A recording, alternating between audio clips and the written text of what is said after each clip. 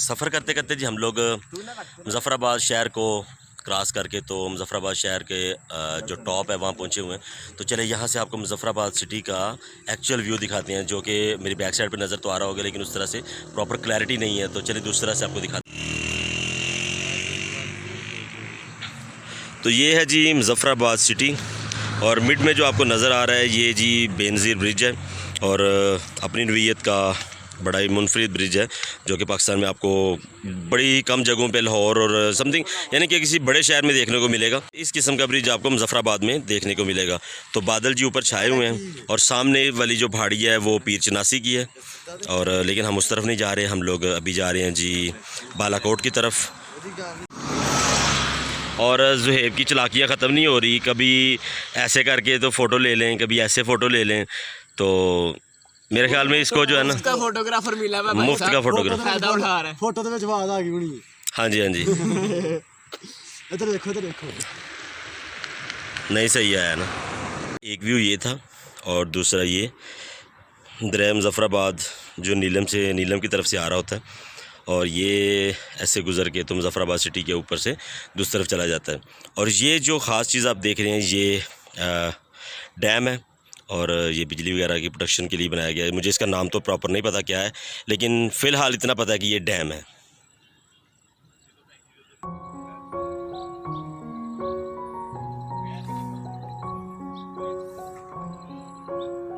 Changing हुई है। Changing क्या हुई है कि असद ने अपने वाली मोटरसाइकिल मुबारक भाई को दे दिया और मुबारक भाई वाली खुद ले लिए, क्योंकि मुबारक भाई की बाइक के ऊपर काफ़ी ज़्यादा सामान लोडेड था और मुबारक भाई चला के थक गए हैं। और असद ने थोड़ी सी चेंजिंग की है कि ख़ुद उस बाइक पे आ गया जहाँ पे सामान ज़्यादा है और मुबारक भाई को थोड़ी फ्री वाली बाइक दे दी है।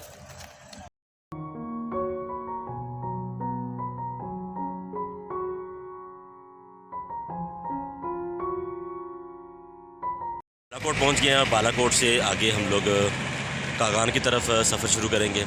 और रात को 12 बजे से चले हुए हैं और काफ़ी हद तक थक चुके हैं और अप्रॉक्सीमेटली मेरे ख्याल में हम लोगों ने रास्ते में सिर्फ कोई 1 घंटे के करीब रेस्ट किया होगा। वैसे तो चाय पीने के लिए थोड़ा खाना खाने के लिए रुके हैं, लेकिन जो प्रॉपर रेस्ट किया है थोड़ा सा सोए हैं वो तकरीबन 1 घंटे के करीब होगा।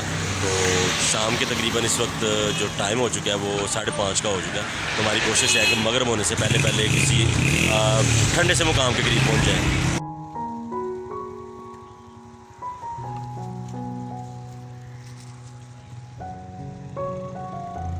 लोग इस वक्त पहुंच चुके हैं जी केवाई क्रॉस किया हमने, तकरीबन 10 मिनट गुजर चुके हैं। और मौसम का डॉक्टर साहब का कहना था जी मैं बैठ के थक चुका हूँ और हालत तो मेरी भी बिल्कुल एंड हो चुकी थी। और मुबारक भाई आगे निकल चुके हैं और असद लोग अभी तक आए नहीं हैं। तो फिर हमारा ये डिसाइड हुआ कि जब तक असद लोग नहीं आते हम लोग यहाँ पे भुट्टा लेते हैं और फ्रेश भुट्टा बनवा के तो खाते हैं। तो चलें देखते हैं जी कैसे तैयार कर रहे हैं ये करके। तो मतलब कि जो टांगें हैं ना वो बिल्कुल इस वक्त शेल हो चुकी हैं। चलें, लेकिन ये है कि मज़ा आ रहा है ड्राइव करने का। तो बंदे जी दो देखें जी वो पीछे से ये आगे असद और मुबारक भाई का पता नहीं है अभी। हाँ जी चिट्टा खाओगे? चिट्टा खाओगे जूते खाओगे? जो खाओगे मैं खा लाऊंगा। नहीं हम आपसे जो खाओगे मैं खा लाऊंगा।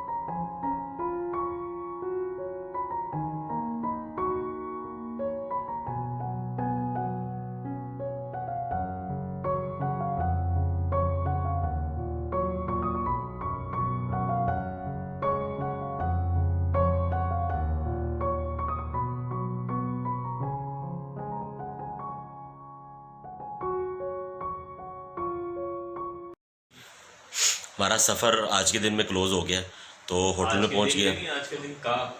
आज के दिन का सारा जो सूरत हाल इस बन चुकी है ना, सारा कुछ ही चल रहा है। असल में हमारा टारगेट थोड़ा आगे का था, लेकिन टाइम को देखते हुए और बस कुछ और हालात को देखते हुए हम यहाँ पे रुके। नहीं एक्चुअल में ये है कि जब मगरिब हो जाए तो आप लोगों को रुक जाना चाहिए, फिर लंबा सफ़र नहीं करना चाहिए, क्योंकि पहाड़ी इलाके में रात का सफ़र ज़रा मुश्किल हो जाता है। तो चलें आपको रूम दिखाते हैं और फिर आप बताइएगा कि आपको रूम ये कैसा लगा।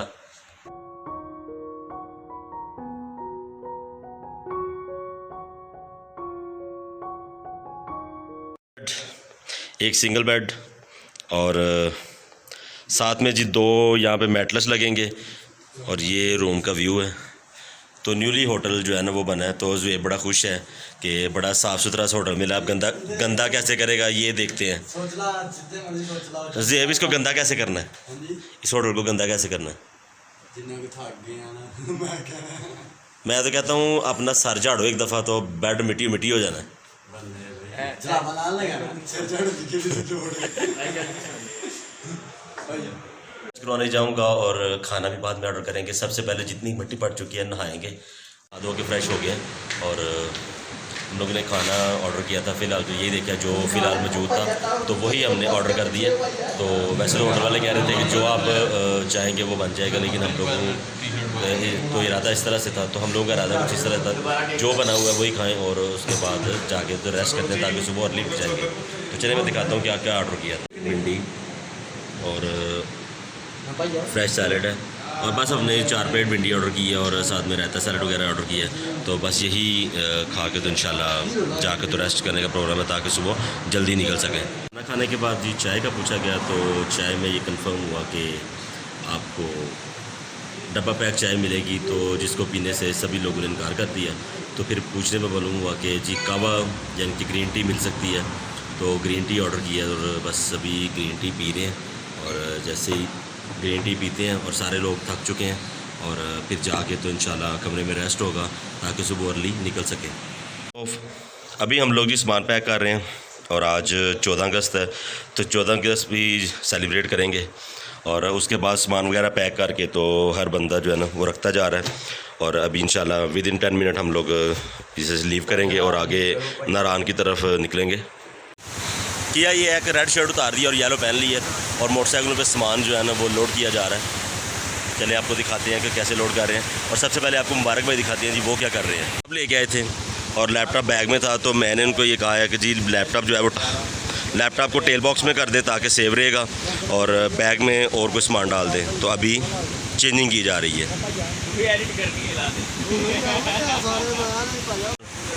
जहाँ पे हम लोग रात को रहे थे तो इसका दूसरा मंजर भी आपको दिखाते हैं और ये बिल्कुल साथ दरिया था।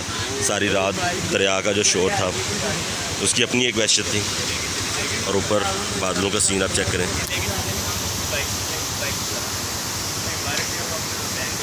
साइकिल पे सामान पैक हो गया, तो इस वक्त हमारी जो बाइक की कंडीशन है वो कुछ इस तरह से है। हेलमेट और उसके बाद मैंने अपनी बाइक पे लगाया हुआ जी सोलर चार्जर। तो ये रहा जी सोलर चार्जर और मौसम इस वक्त मोबाइल चार्ज कर रहा है। और ये असद की बाइक है, इसके ऊपर सामान ज़रा कम है क्योंकि उसके ऊपर जो बैठा हुआ। और ये मुबारक भाई की है, पीछे फ्लैग लगा हुआ है और आगे सामान है क्योंकि मुबारक भाई के साथ कोई भी नहीं है। बाकी दोनों बाइक्स पे 2-2 बंदे हैं क्योंकि हमारा बंदा बीमार होने की वजह से एक बाइक मिस हो गई।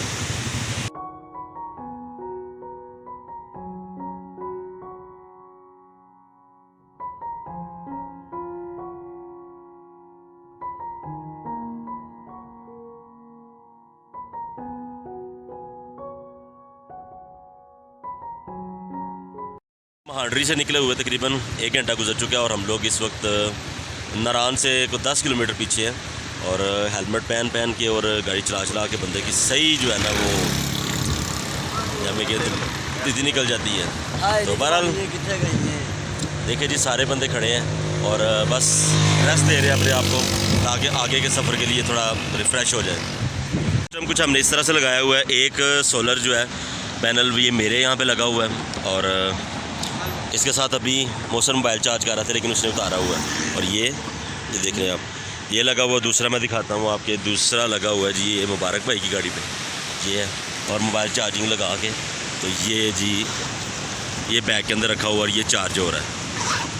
यानी कि चलते गाड़ियाँ भी चलती जा रही हैं और मोबाइल भी चार्ज होते जा रहे हैं। हाँ जी नारान शहर, लेकिन 2006-07 में जब हम पहली दफ़ा नारान आए थे तो नारान बिल्कुल 15 से 20 होटल्स का एक छोटा सा शहर था, लेकिन अब होटल्स ही होटल्स और पूरी होटल इंडस्ट्री कायम है और अप्रॉक्सीमेटली जहाँ तब को 15-20 होटल्स थे आज कोई 700-800 होटल्स के करीब होटल्स होंगे यहाँ पे। तो बहरहाल पीछे दूसरे दोस्तों का इंतज़ार किया जा रहा है, जैसे ही वो आते हैं तो इंशाल्लाह हम आगे की तरफ मूव करेंगे। और नारान में मुमकिन है हम लोग नाश्ता करें या नारान से आगे निकल करते हैं क्योंकि ज़रा रशी एरिया इतना पसंद नहीं है, तो नारान से निकलेंगे और फिर आगे जाके नाश्ता वगैरह करते हैं।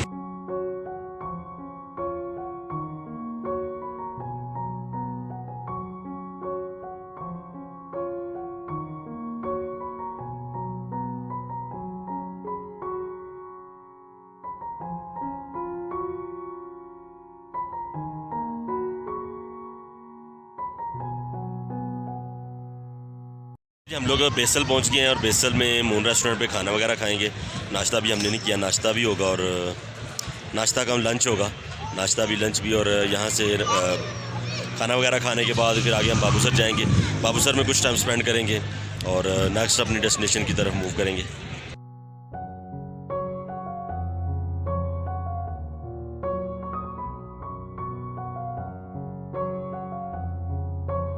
खाना खाना हो तो नारान में पंजाब टिक्का हाउस के नाम का एक रेस्टोरेंट है, वो लाहौर के लोग हैं, तो खाना उनका हमारे पंजाब के लोगों की रवायात के मुताबिक मिल जाता है।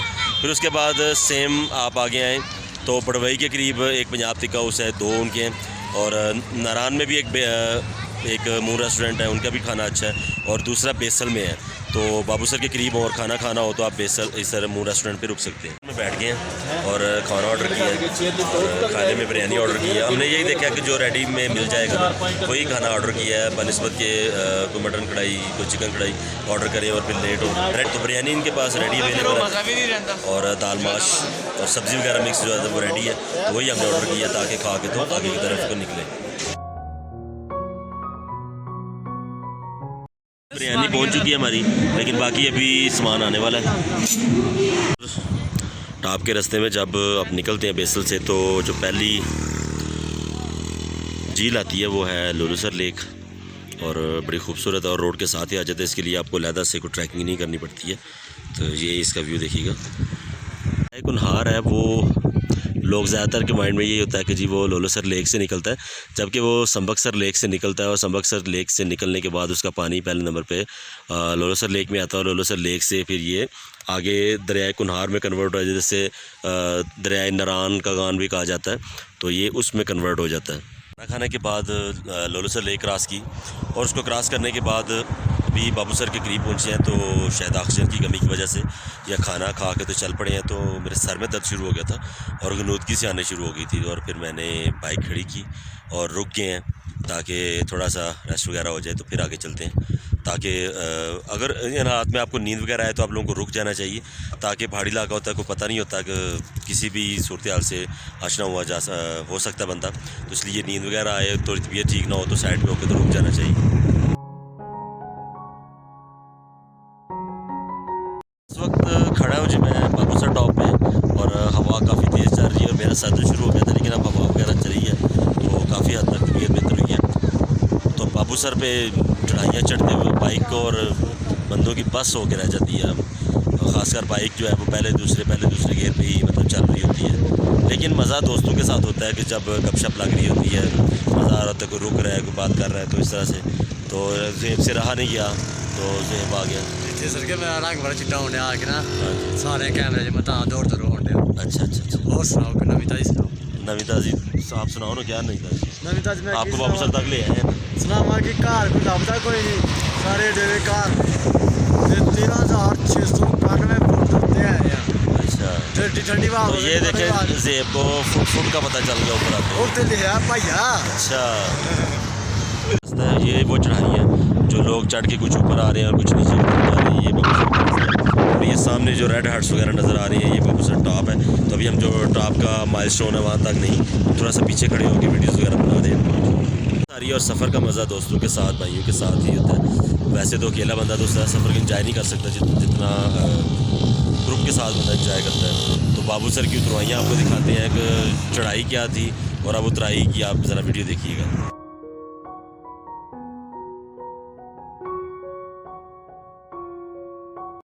जब आप नारान की तरफ से आते हैं बाबूसर पास के ऊपर आ जाते हैं ना जब, तो उसके बाद जब चलास वाली साइड से होते थे तो 40 किलोमीटर मुसलसल उतराई है। और गाड़ी को पहले दूसरे गियर में रखना चाहिए ताकि आसानी से गाड़ी उतर सके और किसी भी हादसे की सूरत ना बन सके। टॉप क्रॉस करने के बाद बाबूसर गाँव में तो बड़े जी पुराने जानने वाले हैं, जब से इस तरफ आते हैं तो ये कदम खान साहब होटल है, थोड़ी देर पहले मेरे पास बैठे हुए थे, अभी उठ के गए हैं। तो इनका होटल है, चाय की दुकान है, तो इनके पास रुकते हैं, 10 मिनट चाय पीते हैं और फिर आगे को निकलते हैं। और ये आज की नहीं, ये पिछले कम अज़ कम कोई जब से यानी कि नाब की तरफ आना शुरू हुए हैं, गिलगित बल्तिस्तान जाना हो तो यही सूरत रहती है। खान साहब तो इन्हीं का होटल है, तो बाबूसर गाँव में इनसे चाय पीते हैं और फिर आगे चलते हैं।